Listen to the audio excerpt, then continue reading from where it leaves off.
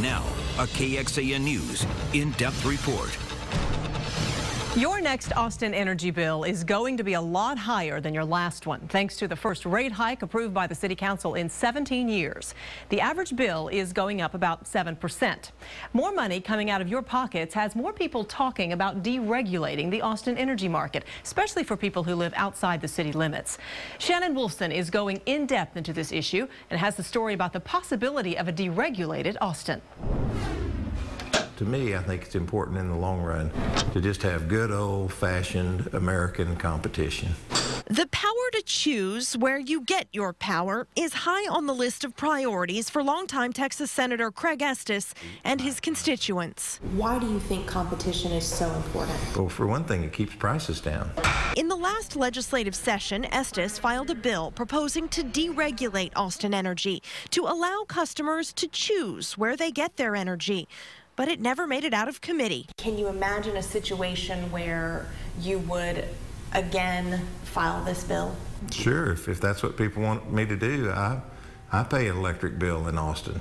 I think everyone's concerned about electric rates and about the future of how we supply electricity all over the state. Across the state, there are only a handful of areas with deregulated energy. Corpus Christi, Dallas, and Houston, to name a few. And here in Central Texas, Round Rock, where we researched the competitive market. Energy customers can choose from a variety of providers, where rates vary from 5.5 cents per kilowatt hour to 11.9 cents. Compare that to Austin Energy, where rates are on a tiered structure now, depending on how much energy you use, and range from 1.8 cents per kilowatt hour to 9.6 cents. I think deregulating Austin Energy is a terrible idea. Carol Bajitsky is the executive director of the Texas Ratepayers Organization to Save Energy. It's a terrible idea because I don't know of any evidence here in the state of Texas, in other states, or in any part of the world that would show for certain that residential ratepayers benefit from deregulation of electricity. Bajitsky believes too many choices confuse consumers. And to her point, we Googled Houston energy choices. They seem endless, close to 50 providers, offering more than 200 different rate plans. From a consumer perspective, deregulation can really be a pain. And it's a pain because you have to shop for an electricity provider every time your contract expires. Obviously, we love the view. But tell that to Mark Farrar. People that visit us can't believe that, we're this close to Austin, because it really seems like you're in the middle of nowhere.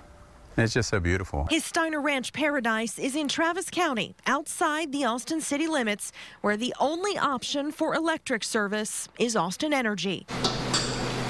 But Mike and close to 55,000 other Austin Energy households outside the city limits are still getting hit with the Austin Energy rate hike. If you live in Austin, at least you can feel like, hey, this is paying for my fire and my roads and my police.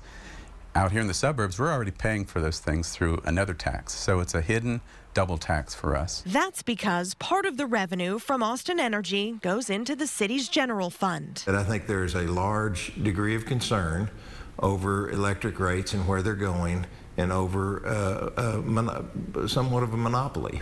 It's not even somewhat, it is a monopoly. I think it's time for the citizens and the business people of Austin to let their elected representatives know how they feel about it.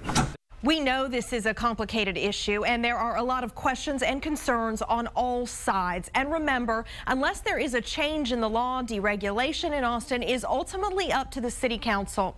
We have created a link on our website to all of your local City Council people and their contact information, along with all of your state and local representatives, so you can let them know directly how you feel about this issue. Reporting in the studio, Shannon Wolfson, KXAN News. And as for those customers outside the city limits, they've appealed to the Public Utility Commission, who can decide to allow competition or not in their situation. But that decision is not expected until May of next year.